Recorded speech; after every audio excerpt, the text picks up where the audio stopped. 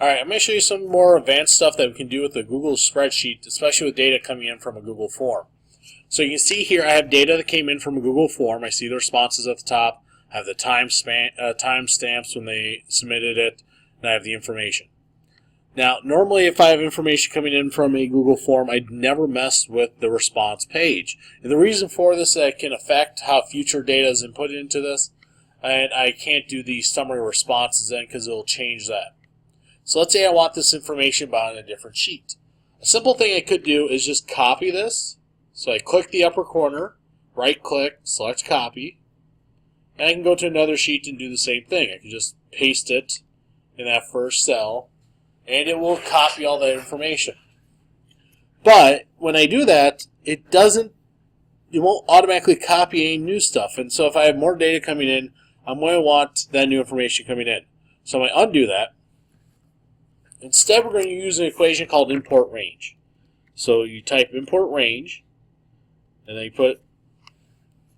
then you have to add in some information. You see I get a little help sheet here. So the first thing we need, we put in parentheses, we need the spreadsheet key. The spreadsheet key lives up here. So I just go up here, I highlight after the slash, after the D, and I go until the slash before edit. I need that number, so I copy that, paste it here, parentheses again, comma, and I do parentheses, and now I need the sheet name where I'm pulling the information. So I'm going to pull it from the first page, called Student Submissions, and I have to type it exactly as it is. If it's uppercase, you have to put it uppercase. If it's lowercase, you put it lowercase. Then I do an exclamation point, and now I got to tell it what cells to pull from. So I want it to go all the way from the top left cell, which is A1, and I know the data goes through column H, so I put colon H. Now, I'm not going to put a number here. I'm just going to tell it to go to H. And now when I do this, this will go all the way down to the bottom. So it'll pull in information. If there's information added, it'll pull it to the bottom. Then I go back to my little cheat sheet here, put my parentheses, finish it up, hit enter, and it pulled in that information automatically. Now here's the thing. Sometimes the first time you do this, you have to connect the sheets, so a little error window will pop up. Click it, authorize, connect them, and then you should be good to go. Now let's say I put in more information here. I put in today again.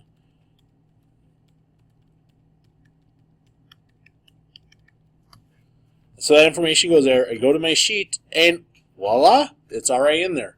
Now sometimes, just to make sure it does carry out automatically, we can add in an array formula to the beginning. And this means it should pretty much be carrying this out for everything, and we should have no problem with that. Now, one thing that we might want to do with this data, now that I have it here, now I want to kind of do something with it. If I go back to my submissions page, if I ever do want to edit this page, I can add a row to the top, or I can add stuff outside the columns. So this is the last column information I get from my form. I can add my own little column here. And so let's say I was scoring something. I'm going to give each kid a score, let's say, out of 10, based on their data.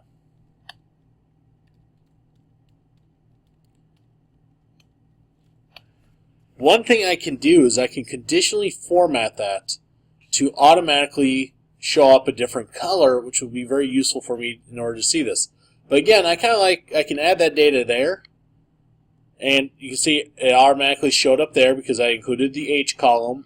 And I look here before, the data was only up to G. Made a little mistake there, but it actually worked on the end. I can conditionally format this so it shows up the way I want. So what I'm going to do is I'm going to select that one, and let's go down for a while. I know I'm going to get less than 43 responses, so I'll do that. Highlight those cells, right-click, go to Conditional Formatting. And now what we can do is I can say that for different scores, I can have the columns turn different colors, which is very useful for me to know if they're doing well or not. So I do, for this one, I'm going to do is between. Let's go, if they get a score between 0 and 3, we're going to say they are in need of help. I'm going to put red.